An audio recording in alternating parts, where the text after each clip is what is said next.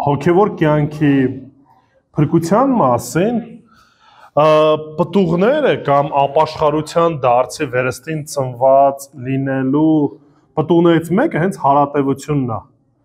Եթե օրինակի համար Գործք առաքելոց 2-րդ գլուխը բացեք, կտեսնեք, որ գրված է, որ եկեղեցին հարատևում էր։ Ու շեշտում է ինչի մեջ էր հարատևում։ Հարատևում էին հաղորդակցության մեջ, աղոթքի մեջ, մեկը մյուսին օգնելու, այսինքն կար ինչ հարատևություն։ Ավելին ասեմ, Հովանեսը ինքն էլ իր նամակի մեջ առաջի Հովան 5-րդ գլխում ասում է, որ բոլոր նրանք, ովքեր որ մեզանից էին, մեր հետ էլ մնում են, բայց նրանք, ովքեր որ կարծես թե մեզանից էին, բայց ինչ արեցին, հեռացան, այս ամենը ցույց է տալիս, որ իրանք երբեք էլ մեզանից չեն եղել։ Եվ ուրախ եմ ձեր հավատարմությունը տեսնելու ժողովուրդ։ Ինչի, որովհետև դրանով որոշ առումով քաջալերվում ես,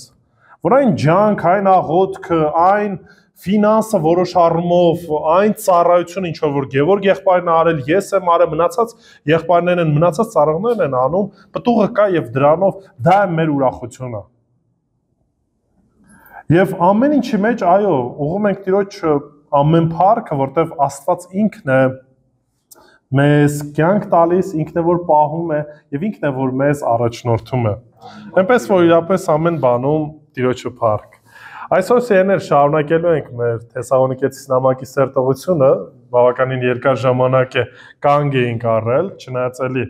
լավ թեմաներ կար, որ միասին խոսեցինք։ Այսօր ուզում եմ շարունակեմ, բայց մինչ շարունակելը մի փոքր թարմացնենք կամ հիշենք ընդհանրապես Թեսաղոնիկեցիս նամակի բովանդակությունը, նպատակը գրելու, ինչի որտեվ սա միշտ օգնելու է մեզ ընդհանուր պատկերը տեսնելու։ Եթե հիշում եք, խոսել ենք, որ Թեսաղոնիկեցիս եկեղեցին Թեսաղոնիկեում հիմնվեց Պողոս առաքյալի հստակ տեսիլք տեսնելով, որ մակեդոնացիները եկել էին եւ ասում են արի եւ մեզ օգնի, ինչի որտեվ շատ ծառայության դռներ փակվել էին եւ Պողոսն էլ գալով Թեսաղոնիկե, որը որ մեծությամբ երկրորդ քաղաքն էր Աթենքից հետո, այդ տարածաշրջանում ծառայությունը սկսում է նախ հրեաների հետ, բայց հրեաներից մերժում ստանալով գնում է հեթանոսների հետ ծառայելու եւ Տիրոջ շնորհքով շատ հեթանոսներ դարձի են գալի ապաշխարում են կռապաշտությունից, անցնում են դեպի քրիստոնեություն։ Եվ բնականաբար որտեղ որ կա կռապաշտություն եւ որևիցե մեկը փոփոխության է ենթարկվում, դրանից ինչ է ծնվում, հալածանք է ծնվում։ Ընդհանրապես հիշեք մի բան, որ ծառայության շրջանակում Աստծուն հաճելի եք վարվում, իմացեք հակադրություն միշտ լինելու է։ Ինչի որովհետև սատանային հաճելի չի, որ Աստծո խոսքը ավետարանը քարոզվի եւ նույն իրավիճակն էլ այնտեղ էր եւ Պողոս առաքյալը ստիպված է լինում նույնիսկ Թեսաղոնիկեն շատ շուտ լքելու, ամիսուկես մնալով եկեղեցու հետ եւ բնական է, որ այդ մեկ ամիսուկեսը բավարար չէր, որպեսզի լիարժեք խնամակալություն տաներ, որպես հովիվ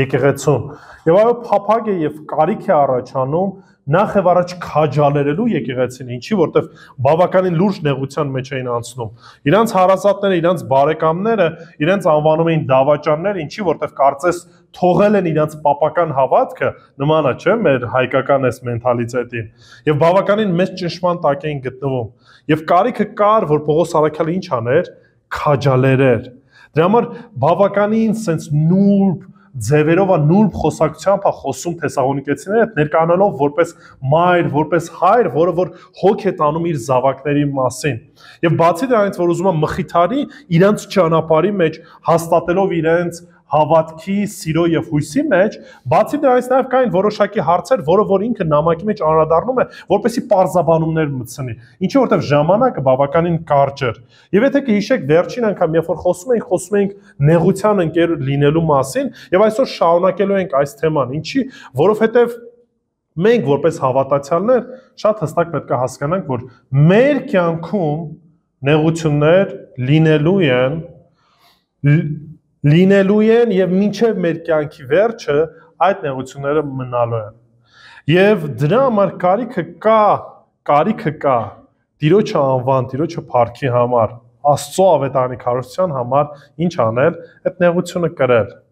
Եվ այսօր այս թեման այլ ավելի կարծացենք։ Դրա համար խնդրում եմ բացեք առաջի Թեսաղոնիկեցիս նամակը 3-րդ գլուխ, կընթերցենք 4-ից 13 համարները։ Առաջի Թեսաղոնիկեցիս 3-րդ գլուխ, կընթերցենք 4-ից 13 համարները։ Եկեք ոտքի կանգնենք։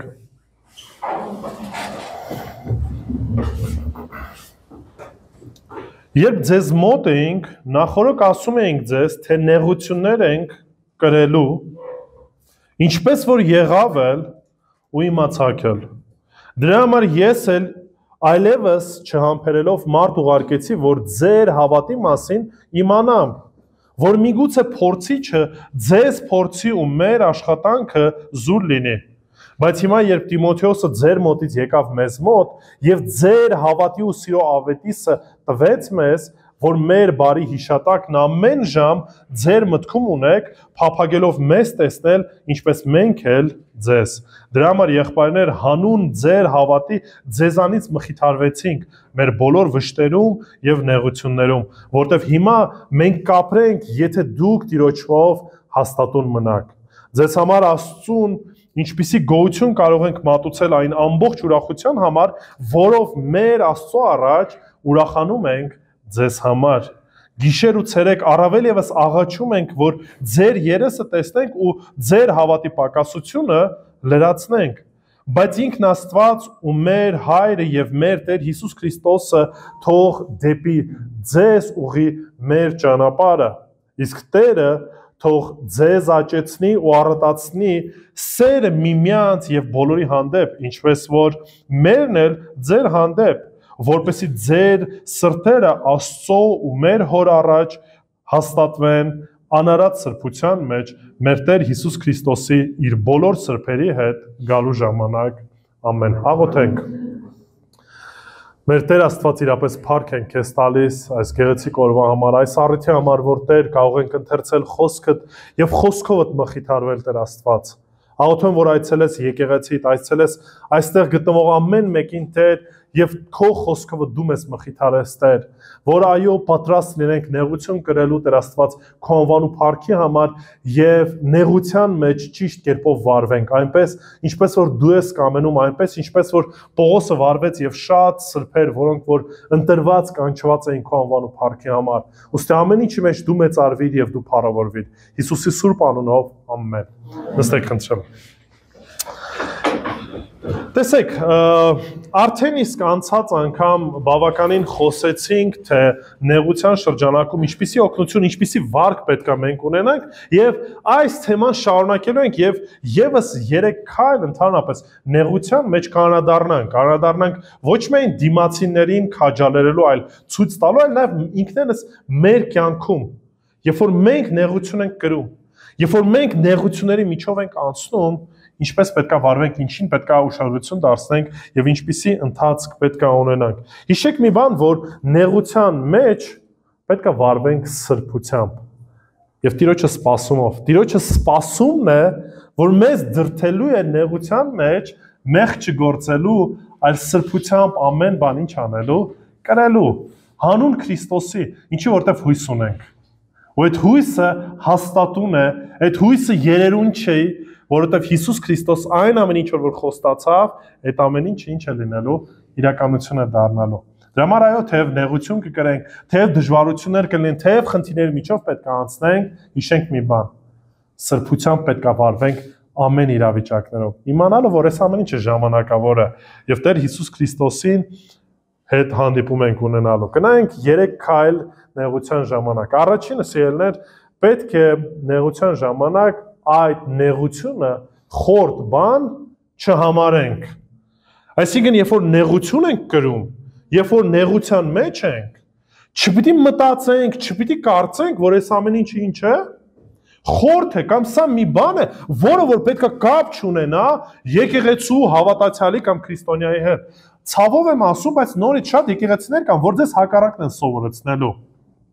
Ձեզ սովորեցնելու են, որ ոչ մի խնդիր պիտի չունենաք, մենք թագավոր ունենք, մենք թագավորի զավակներն ենք, նայեք, չգիտեմ, Սողոմոնի հարստությանը, մյուսին ու փորձել են նման ձևով ներկայացնել։ Ասեմ, տեսեք, ինչքան օրտնված էին, ինչքան էս էր, բայց ճշմարտությունը իրականում այն ինչ որ նման եկեղեցիները շատ նեղ ու փոքր շրջանակում ինչ են անում, փորձում են ներկայացնել։ Նեղությունը դա խորտ բան չէ քրիստոնյաների համար։ Եվ սրա մասին շատ հստակ պետք է իմանանք։ Ինչի որտեվ եթե սրան այդ ձև չենք վերաբերվում, երբ որ նեղության մեջ ընկնենք, սկսելու ենք ինչ անել։ Փնփնթալ։ Ասել ես ինչի է, ասենց Աստված թույլ տալի։ Կարող է այս ամեն ինչը Աստված, չգիտեմ, չի տեսնում, կամ գուցե էսի մի բան է, որը որ խորթ է, այսինքն հասկանում եք, մենք կկորցնենք մեր հույսը ընդհանրապես Աստծո խոսքի, Աստծո նկատմամբ, ինչի որովհետև չենք սպասում եւ չենք հասկանում, որ նեղությունը խորտ բան չէ։ Ուշադրություն դարձեք 4 եւ 5 համարներին, ասում է, երբ ձեր մոտ ենք, նախորոք ասում էինք ձեզ, թե նեղություն ենք կրելու։ Պողոս առաքյալը ինչ Նաստրադամուսներ, այսինքն պատկերացրեք անպայման պետք է տեսիլ կտենար, թե ինչա տեղ ունենալու։ Չէ, ժողովուրդ ջան, Պողոս առաքյալը գիտեր Հիսուս Քրիստոսի խոսքը, Աստծո խոսքը ինքը շատ լավ գիտեր։ Գիտեր, որ նեղություն են կրել մինչև իրան մարգարեները,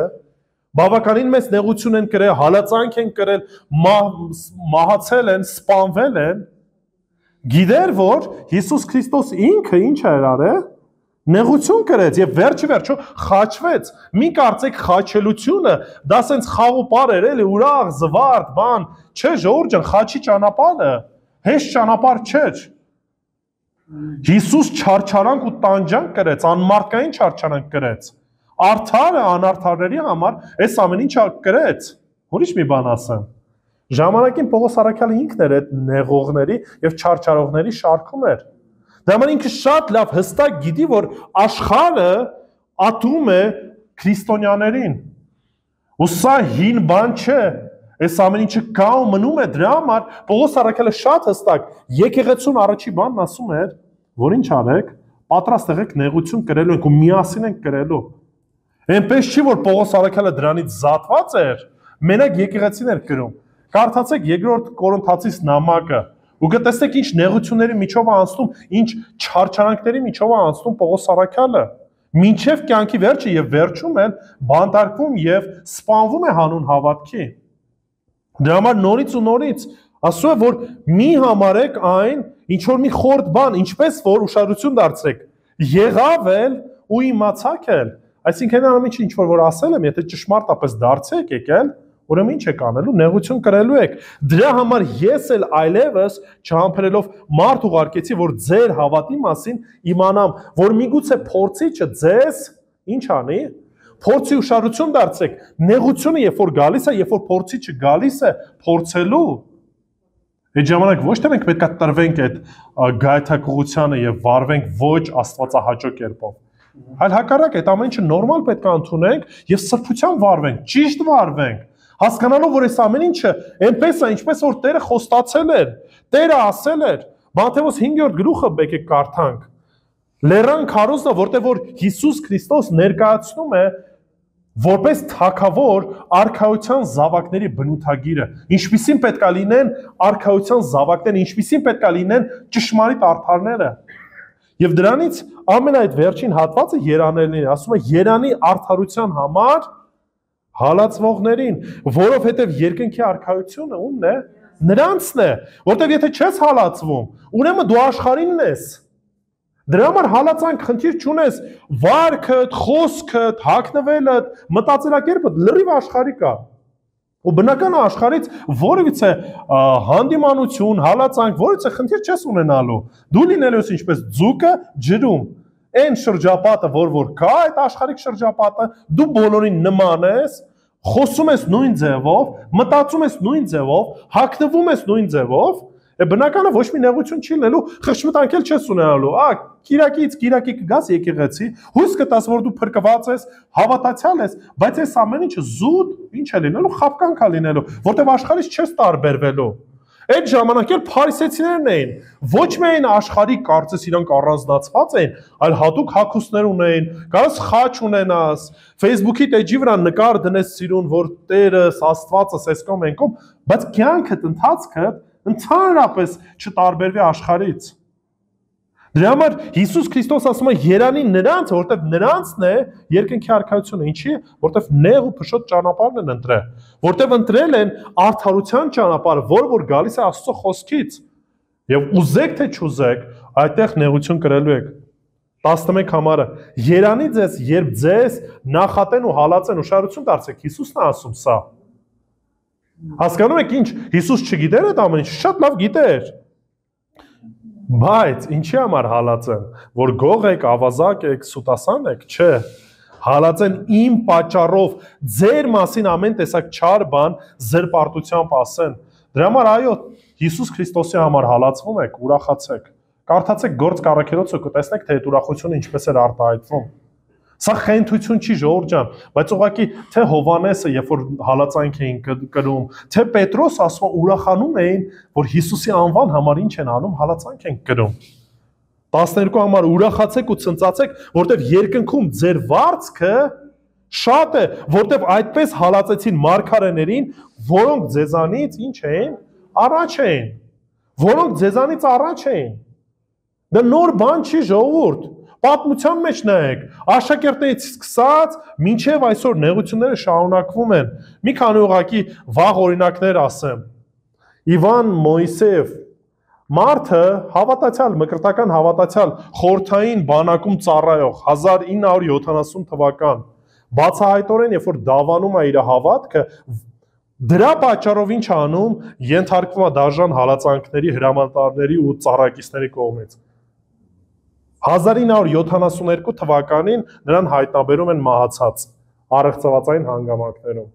Այսի Սովետ միությունն այն ինչ որ մենք սենց գեղեցիկ վառ հիշողություններով ասում ենք երանի այդ օրերը գան։ Ուրիշ մի բան։ Վինս ընտանիքի պատմությունը։ Գևորգ Վինսը ԽՍՀՄ-ում մկրտական շարժման առաջնորդ էր, էլի 1966 թվական։ Նա ձերբակալվեց կրոնական գործունեության համար եւ դատապարտվեց բանտարկության։ Նրա ընտանիքը նույնպես ենթարկվում էր ամեն տեսակի հալածանքի։ Գիտեք ոնց է փրկվում։ 1979 թվականին Գեորգին արտաքսվում է ԽՍՀՄ-ից դեպի ԱՄՆ բանտարկյալների փոխանակման շրջանակում։ Թե չէ նույնպես ինչպես որ շատ հավատացյալներ ինքն իր ողջ ընտանիքով մահանալու են ու դրանից հետո բավականին աշխատություններ է գրում թե ինչպիսի հալածանք, ինչպիսի տանջանք է կրել միայն իր հավատքի համար։ Դրա համար նորից երբ որ երազում ենք, ասում ենք «Էրնեք ԽՍՀՄ գա կամ Սովետ միությունը գա», մի քիչ մտածեք, ինչ ենք երազում։ Մի քիչ ավելի թարմ բան ասեմ։ 2015 թվական Խուան Կարլոս Հովիվ, որը որ ծառայում էր Կոլումբիայում, ու ասեմ, որ փոքր բողոքական համայնքի առաջնորդ էր ու ակտիվորեն մասնակցում էր թե ընդհանրապես ավետարանի տարածման համար, թե նաև սոցիալական այլ հարցերով։ 2015 թվականին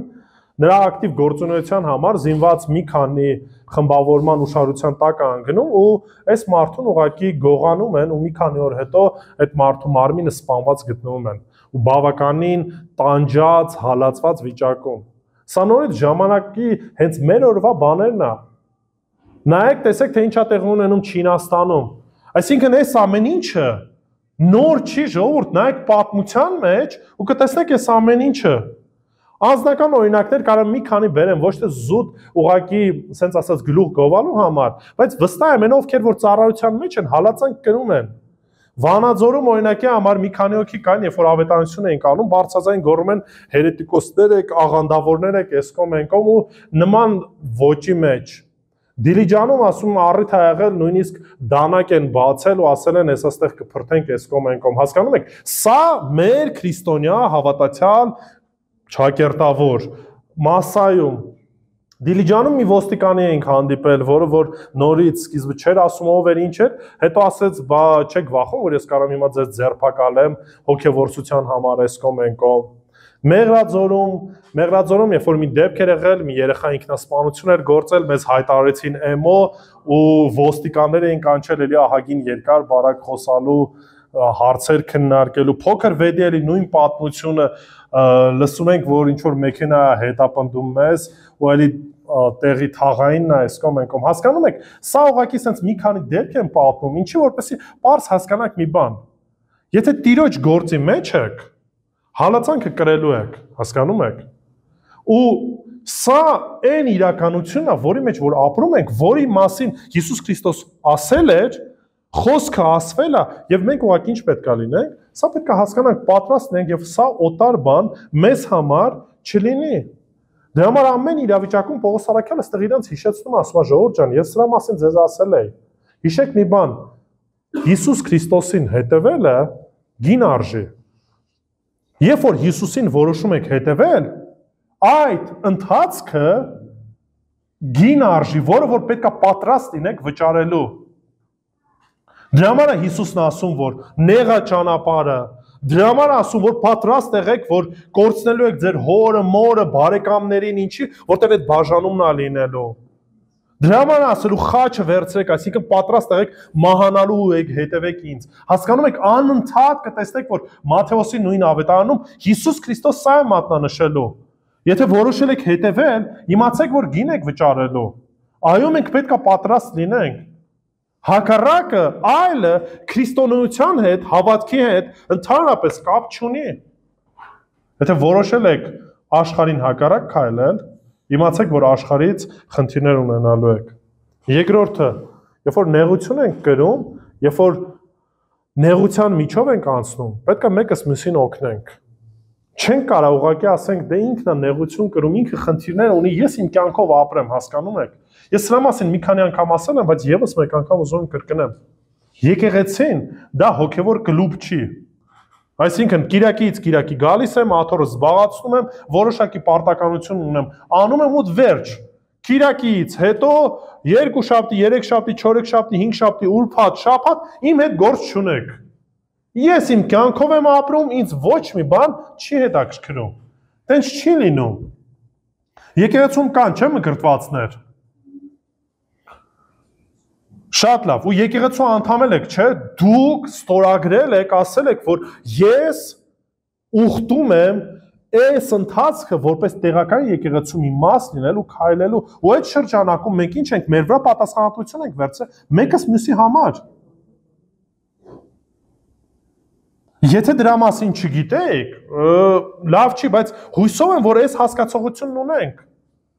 որ մենք մեր վրա պատասխանատվություն ենք կրում։ Եկեղեցու հովիվները, առաջնորդները չեն, որ մենակ պատասխանատվություն են կրում։ Դուք նույնպես ձեր պատասխանատվությունն ունեք։ Եվ նեղության մեջ առավել ևս ոչ թե մեկս մյուսին պետք է տրորենք, այլ ինչ պետք է անենք, բարձրացնենք։ Եթե նույնիսկ մեկը տկարացել է, անկել է, ոչ թե հանդիմանում եմ իրան, որ էլ ավելի ցածրացնեմ, այլ հակառակ ուզում եմ շահեմ, ուզում եմ բարձրացնեմ, ինչի որտեվ մարմնի մի մասն է, իմ մասն է, իմ հարազատն է։ 6-ից 8 համարները, բայց հիմա երբ Տիմոթեոսը ձեր մոտ եկավ, եւ ձեր հավատի ու սիրո ավետիսը տվեց մեզ, ու մեր բարի հիշատակը ամեն ժամանակ ձեր մտքում ունեք, փափագելով մեզ տեսնել ինչպես որ մենք էլ ձեզ, դրա համար եղբայրներ, հանուն ձեր հավատի ձեզանով ինչ ենք անում, մխիթարվեցինք մեր բոլոր վշտերում ու նեղություններում։ Պողոս Արաքյալը ինչ արեց, մխիթարվում էր եկեղեցով, որ այն ծառայությունը, այն ջանքը, այն ավետարանը, որ քարոզել է, այդ ամեն ինչը պտուղ է տվել։ Ու ասում է, ուրախ եմ, որ դուք հասկացել եք, որ ձեզ ուզում եմ տեսնեմ, եւ նաեւ ուրախ եմ, որ այդ նույն փափագը նաեւ դուք ունեք։ Ասեմ ավելին, եթե կարդաք Կորինթացիս նամակը, կտեսնեք, որ շատ դեպքերում, երբ որ Կորինթոսում Պողոսը ծառայում էր, նամակը ինքը գրել է Կորինթոսից։ Կորինթոսից գումար չէր վերցնում, ինքը իր պատճառներն ուներ, ու առաջ Աստված գուցե մի օր կխոսենք այս թեմայով։ Գիտեք ովքեր էին օգնում իրան ֆինանսապես։ Մակեդոնացիներն էին օգնում, այս եկեղեցիներն էին օգնում։ Որոնք որ չունեցածից ինչ էին անում, բաժին էին տալի, օգնում էին, գործակից էին, որտեղ հասկանում էին, որ Պողոսը նեղության մեջ է ու կարիք ունի։ Մեկ գործի շրջանակում էին անում այս ամեն ինչը։ Չէին տեսնում, ասում էին, դե Պողոս իր գործով մենք արդեն ստեղ ենք, մենք մեր նեղությունն ենք կրում, չէ, ինչ էին անում, մեկը մյուսին օգնում էին։ Դրա համար Պողոսն չդիմանալով Տիմոթեոսին ուղարկեց, ասաց, ես դեռևս չեմ կարող գալ, բայց պետք է Տիմոթեոսը գնա, որտեղ ցավում եմ, որտեղ ուզում եմ ինչ անել, քաջալերել։ Ու երբ որ լսեցի Տիմոթեոսից, որ հավատքի մեջ եք, ինչ արեցի, մխիթարվեցի իմ բոլոր վշտերում, որովհետև հիմա մենք կապրենք, եթե դուք Տիրոջմով ինչ անեք, հաստատուր մնաք։ Ուշադրություն դարձում եք այդ հոգատարությունը։ Ուշադրություն դարձում եք այդ կապվածությունը, որ կար եկեղեցու մեջ, մեկս մյուսին հոգ տանելու։ Հիշում ենք, որ մենք ընտանիք ենք, այսինքն կտրված չենք, այդ հասկացողությունը ուղղակի այնպես չի, ու ինչ ենք անում, հիշում ենք, բացեք ուղղակի Պողոս առաքյալի նամակները ու տեսեք Գործք առաքելոց 20:31, ասում է Եփեսոսին աղողում, ասում է դրա համար էլ արթուն կացեք, հիշելով, որ 3 տարի գիշեր ու ցերեկ յուրաքանչյուր օր անդադար խրատեցի ձեզ արտասուքով։ Ուշադրություն դարձեք, նորից ինչ ասում, հիշեք։ Եփեսացիս 1:16 ձեզ համար գոհություն հայտնելուց չեմ դադարում, ձեզ իմ աղոթներում ինչ անելով, հիշելով։ Ամեն ժամանակ ձեր բոլորիդ համար գոհություն ենք հայտնում Աստծուն, ձեզ հիշելով մեր աղոթներում առաջ Թեսաղոնիկեցիս 1:2, երկրորդ Տիմոթեոս 1:4 ցանկանում եմ տեսնել քեզ հիշելով քո արտասուքները, որպեսզի ուրախությամբ լցվեմ։ Տիմոթեոսին է ասում Պողոս առաքյալը, Փիլիմոնին միշտ գոհություն եմ հայտնում իմ Աստծուն աղոթներից մեջ քեզ հիշելով։ Դա համար որպես եկեղեցի, որպես ընտանիք ինչ պետք է անենք։ Պետք է հիշենք մեկս մյուսին։ Մեկը չկա զանգեմ, հարցնեմ, ի՞նչն է պատճառը, ինչու չկա, ի՞նչ է պատահել, ինչով կարամ օգնեմ։ Հասկանում եք, եթե չենք հիշում, չենք էլ մտածելու, չենք էլ աղոթելու։ Դրա համար եմ ասում, օգնությունը գոնե մինիմում սկսում է սրանից, այս հասկացողությունից, որ մեկ ընտանիք ենք, եթե մեկ ընտանիք ենք, մեկը մյուսի համար հիշում ենք, աղոթում ենք, այցելում ենք, քաջալերում ենք, մխիթարում ենք, այս ամեն ինչը սրանից է սկսվում։ Եթե ես մենակ իմ մասին եմ մտածում, ու ոչ մեկի մասին չեմ հիշում, բնական է ոչ էլ համարել եմ ինձ հարազատ ինչ-որ մեկին կամ չգիտեմ կողքիններիս, ապրել եմ ինքս իմ եսի համար։ Պողոսը տենց չէր ապրում, իր ողջ կյանքը ինքը ապրում էր այն մարդկանցով, ում որ Տերը ինչ արեց, տվեց իրեն։ Դա համար ինչ արեք, հիշեք, քայլեր արեք։ Երկրորդը, ինչպես օգնենք, հանդիպումներով, շփում ունենալով։ Ես արդեն խոսել եմ սրա մասին, բայց Եբրայեցիս նամակում հստակ պատվեր ունենք 10-րդ գլուխ 24-25 համարը եւ միմյանց նկատմամբ հոգատար լինենք, սիրո եւ բարի գործեր մղելով։ Ոնց կարանք հոգատար լինենք, եթե իրար հետ չենք հանդիպում։ Կարաք ասեք, հեռախոսով կարաք հոգատար լինենք։ Ասենք հիմա, ասեմ, գիտեք ինչ կա, նեղություն եմ գրում ու մեկը տակը գրի։ Եղբայրս թող Տերը քեզ, չգիտեմ, օգնական լինի։ Այն նույնն է, ինչ որ Հակոբոսն է ասում մեծ բաներ եք ասում, բայց եթե չտակ, ինչ օգուտ կա դրանում։ Եկեղեցին on-line եկեղեցի չի։ Հանդիպումները այդ հարաբերությունը պետք է լինի, որտեվ եթե չկա այս հանդիպումը, չկա այս հարաբերությունը, չի կարա լինի նաև այս հոգատարությունը, սիրո եւ բարերի գործի մղելով։ Դրա համար 25 համարում ասում է, եւ մեկտեղ հավաքվելը զանց չառնեք կամ չթողնեք։ Ինչի՞։ Ուղղակի ինքնանպատակը որ պտիչկա ենք դնում, չէ, ժողովուրդ ջան։ Եկեղեցու ֆունկցիոնալ դերերից մեկը, անբաժանելի դերերից մեկը հաղորդակցությունն է։ Մեկս մյուսի հետ շփվելը չի կարա ընտանիքը առանց շփման լինի։ Պատկերացեք մի ընտանիք, որտեղ որ մարդիկ իրար հետ ընդհանրապես չեն շփվում։ Տենց ընտանիք կա։ Կարող է տենց ընտանիք լինի, բայց դա նորմալ երևույթ չի, այսինքն պատկերացեք ոչ մեկ ոչ մեկից ծանոթ չի, տեղյակ չի, ամեն մեկը իր ինքը իր ցանկության, իր նպատակների համար ապրում։ Դա նորմալ երևույթ չի։ Բայց մենք ինչ ենք շատ դեպքերում դա նորմալ համարում եկեղեցում։ Եվ ուշադրություն դարձեք, ասում է, ոմանց սովորությունը այլ միմյանց ինչ արեք։ Քաջալերեք եւ այնքան ավելի, որքան տեսնում եք, որ օրը մոտեցել է։ Ինչքան տեսնում ենք, որ Քրիստոսի գալուստը մոտ է, նեղություններն ավելանում են, այդքան էլ ավելի պետք է ջանք թափենք մեկտեղ հավաքվելու, մեկս մյուսին հորդորելու, քաջալերելու։ Դրա համար Գործք առաքելոց 2:42, 44 ու 46 համարն եմ ուզում ասեմ, արդեն սրա մասին ասացի։ Ուշադրություն դարձեք, եկեղեցին ասում է ջերմերանդորեն հետևում էր, հարատևում էր առաքյալների ուսուցմանը, հաղորդության այս հաղորդությունը ի նկատի չուներ հացն ու գինին։ ի նկատի ուներ այս հաղորդակցվելը, շփումը, հացի բեկանմանը եւ աղոթքներին 44 համարը բոլոր հավատացյալները նույն տեղում էին ուշադրություն դարձրեք, որտեվ եթե ծրված են, չեն կարող մեկը մյուսին ինչ որ առումով օգնեն, հասկանում եք, օդում օգնությունը պետք չի։ Օդում վիրտուալ եկեղեցի հասկացողություն չկա։ Պետք է այս շփումը լինի, այս հարաբերությունը լինի։ Նույն տեղում էին հաղմախմբվում եւ նրանց ողջ ունեցվածքը ընդհանուր էր։ 46 համարը ամեն օր տաճարում էին համախմբվում, իսկ հացի բեկումը տներում էին կատարում ուրախությամբ եւ պարզ սրտերով իրենց կերակուրը ճաշակելով։ Հասկանում եք, տեսնում եք տարբերությունը։ Նեղության մեջ ո՞նց օգնեմ, այցելեմ, զանգեմ, հետաքրքրվեմ, ֆիզիկապես օգնեմ, ծառայեմ, հասկանում եք, սա է իրականությունը։ Եվ երրորդը ինչպես օգնենք,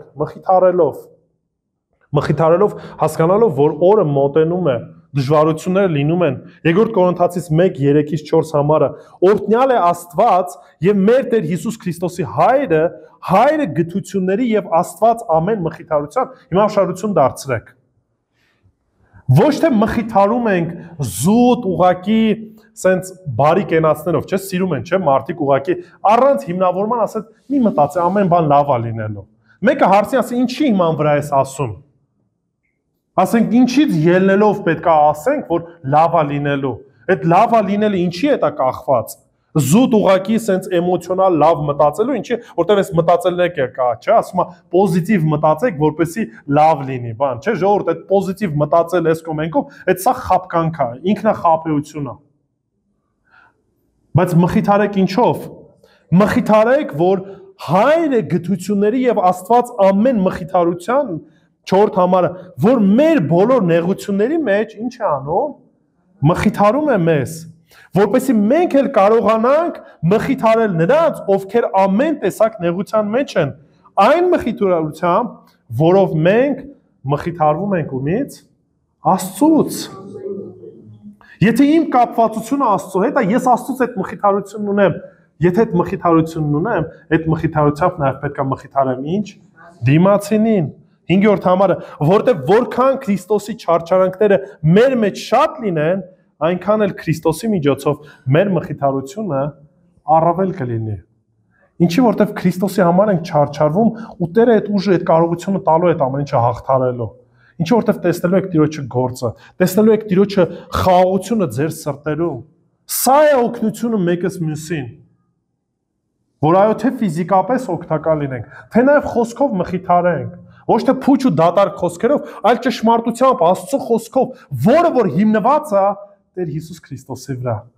որտեղ նա է միակ մխիթարություն տվողը, իրական մխիթարություն տվողը։ Մնացածը ուղղակի անիմաստ բաներ են։ Եվ երրորդը,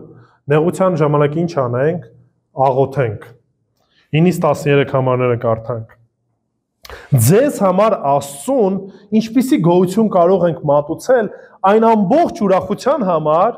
որով մեր Աստծո առաջ ուրախանում ենք ձեզ համար։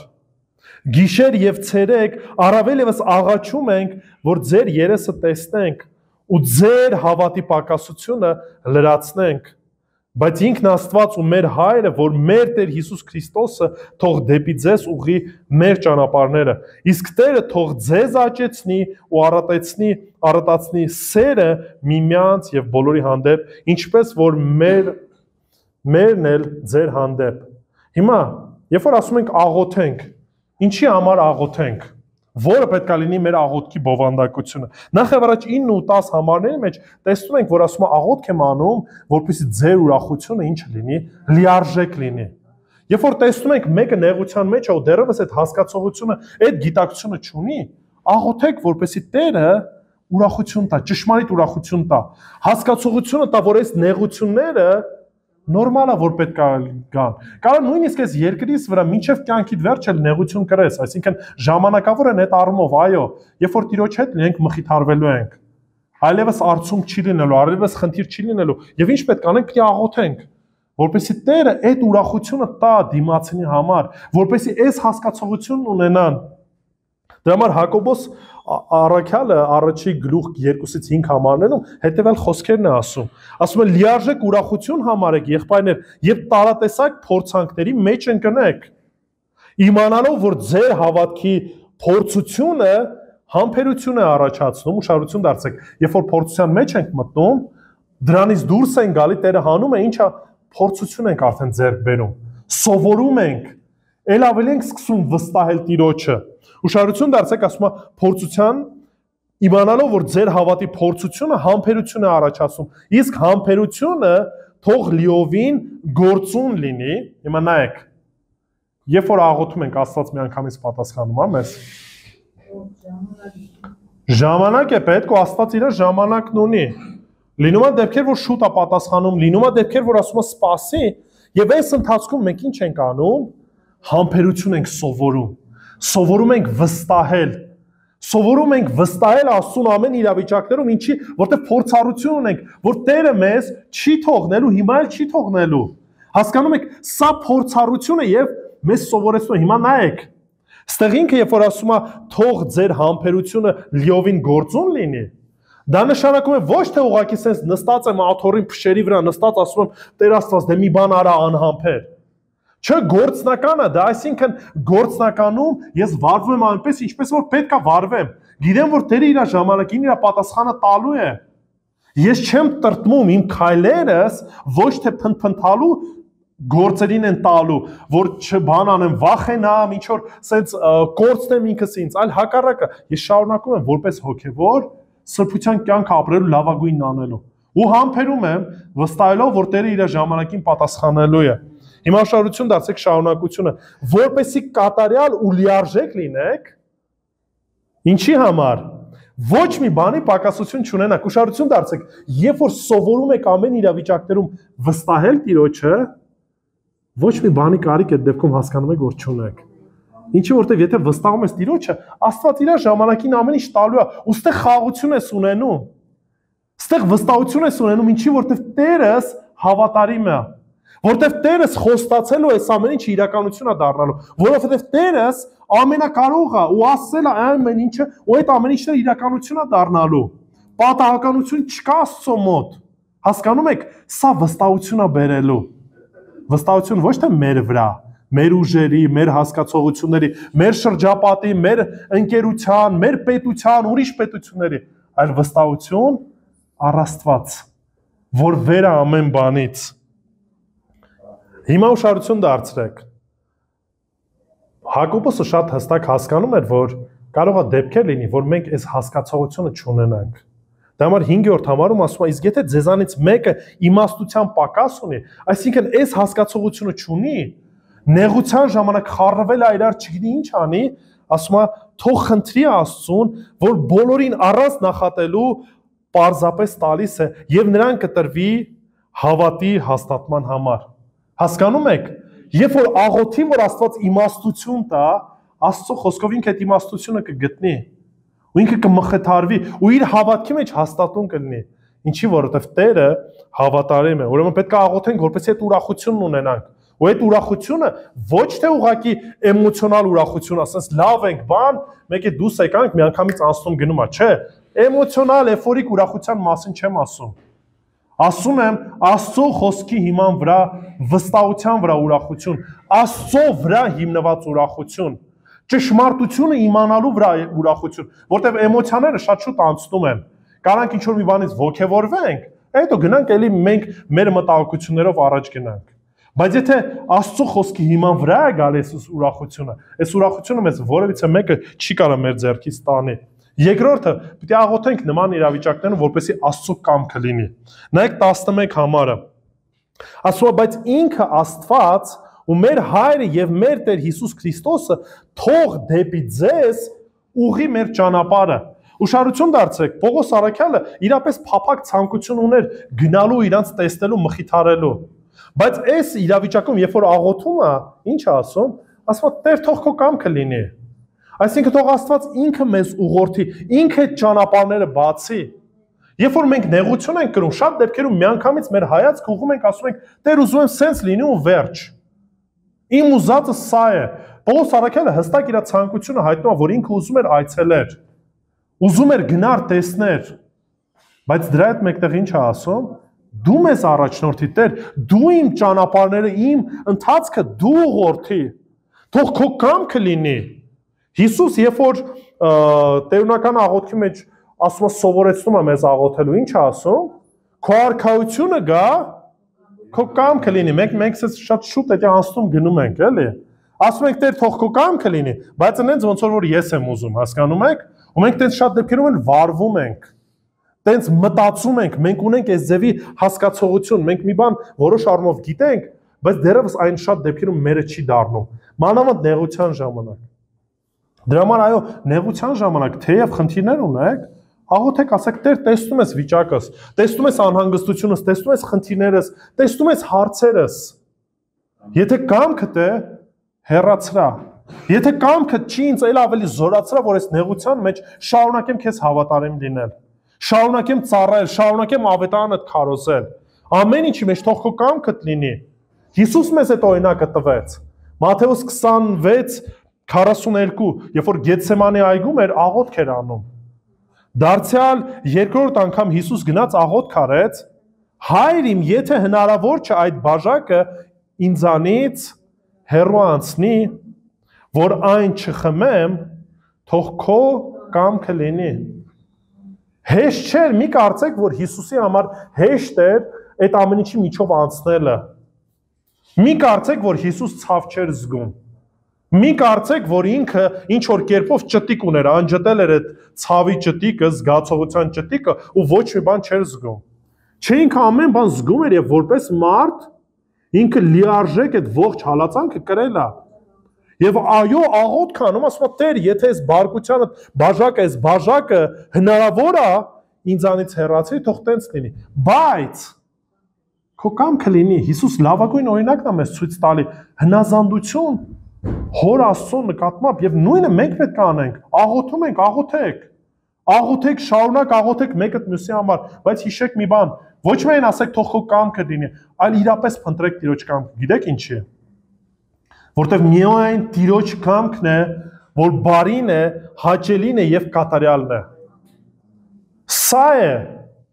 Թեև ես չեմ հասկանում, բայց գիտեմ մի բան, որ եթե Տիրոջ կամքը եղավ, սա լավագույնն է իմ կյանքի համար։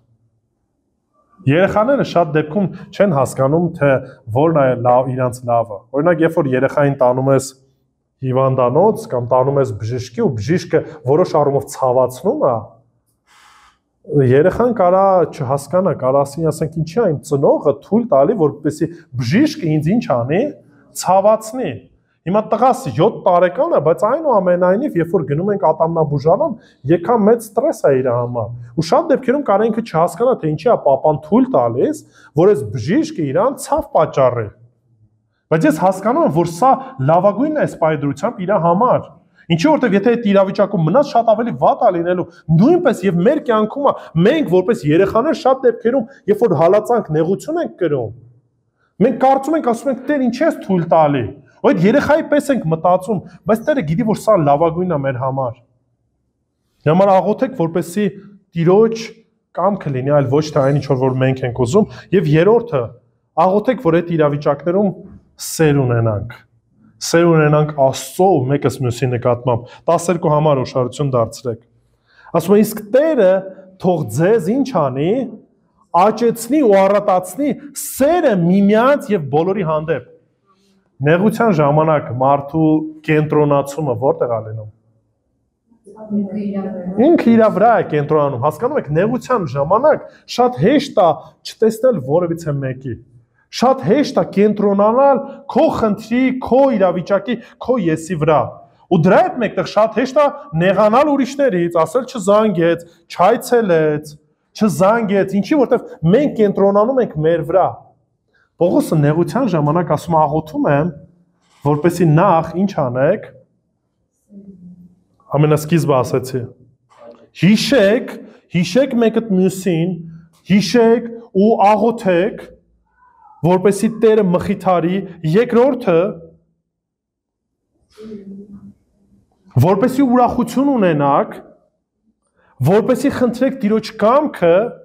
եւ սրա հետ մեկտեղ ասում է, որպեսզի սեր ունենաք, ինչի որտեղ ինքը հասկանում էր, դրա կարիքը իրենք ունենալու են։ Սրբագործությամբ վարվելու նեղության ժամանակ։ Կլինի այն ժամանակ, որ թեև նեղության մեջ ես, բայց ում ես ուզում օգնես, դիմացինիդ։ Նորից դիմացինիդ մասին ես մտածում։ Նայեք Պողոս առաքյալին, երբ որ բանտարկված էր, բանտարկված լինելով, ահագին նամակներ է գրել եկեղեցիներին։ Ու ինքը քաջալերել է, ասել է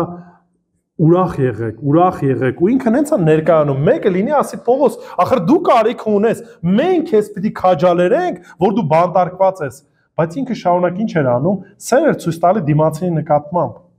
Դրա համար այստեղ էլ ասում է նեղության ժամանակ աղոթում են, որպեսզի ձեր սերը ինչ լինի, միմյանց նկատմամբ էլ ավելի աճի։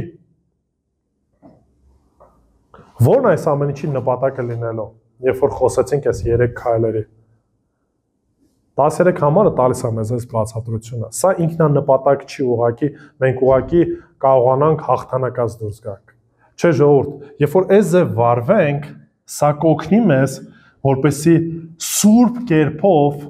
սրբակենցաղ կյանքով ապրենք, Տիրոջը սպասումով։ 13 համարը նայեք։ Տեսեք, երբ որ այս ամեն ինչը ներկայացնում է, ասում է պատճառը։ Ասում է, որպեսզի ձեր սրտերը Աստծո ու մեր Հոր առաջ հաստատվեն անարած սրբության մեջ։ Ուշադրություն դարձրեք, նեղությունները, երբ որ նեղությունների միջով անցնում ենք, Պողոս առաքյալը տալիս է բանալին, ոնց կարան այդ ամեն ինչի միջով անցնեն, բայց նպատակը ո՞րն է։ Որպեսզի այդ նեղության մեջ սուրբ կերպով վարվեն Աստծո առաջ,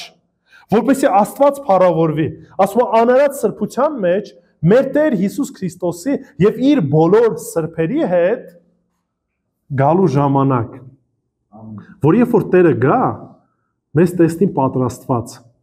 իրեն դիմավորելուց։ Մենք որպես հարս կարիք ունենք այս նեղությունների միջով անցնելու, որտեղ նեղությունների մեջ անցնելով մենք պատրաստվում ենք Քրիստոսին դիմավորելու։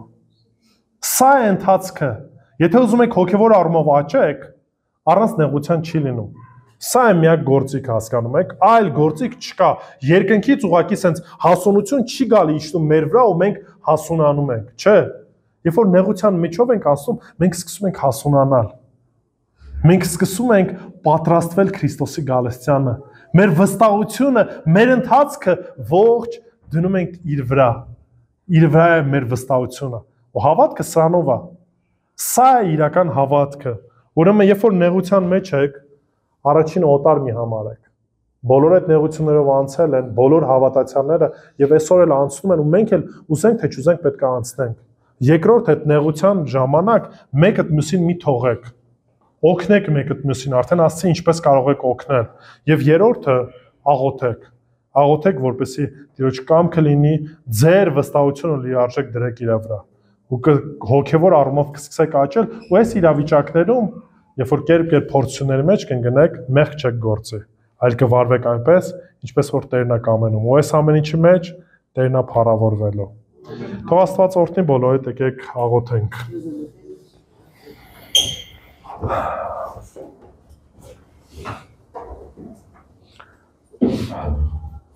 Մեր երկնավոր Հայր, իրապես փառք ենք քեզ տալիս, որ մեզ գթար, ողորմեցիր, սրբեցիր, Տեր, ու մեզ քո զավակը դարձրեցիր։ Թեև թշնամի ենք, թեև հակառակորդ ենք, թեև հալածում ենք քեզ, Տեր, բայց դու սիրեցիր ու մինչև վերջ սիրեցիր։ Ուստի աղոթում եմ ով Հայր, որ օգնես այն ինչ որ կարդում ենք, այն ինչ որ սովորում ենք, իրապես ընդունենք քեզանից, Տեր, որ թեև նեղությունների միջով անցնենք, Տեր Աստված քեզ հավատարիմ լինենք։ Աղոթում եմ քույրերիս եւ եղբայրներիս համար, Տեր, դու գիտես ամեն մեկի ընթացքը, գիտես ամեն մեկի հարցերը, գիտես ամեն մեկի խնդիրները, Տեր, ու մեր աղոթքն է, Տեր, որ մեզ հավատարիմ դարձնես։ Որ նեղության մեջ, Տեր Աստված, շարունակ մնանք այնպեսին, ինչպեսին, որ ունենք օրինակներ, թե Հիսուս Քրիստոս քեզ ունենք որպես օրինակ, աշակերտներին ունենք որպես օրինակ։ Եվ խնդրում եմ ով Տեր Աստված, որ մեզ էլ դարձնես օրինակ ուրիշների համար, լավ օրինակ, Տեր։ Ուստի օգնի, որ նեղությունների ժամանակ իրապես քո կամքը ու քո փառքը փնտրենք։ ու ամեն ինչի մեջ մեծարենք քեզ,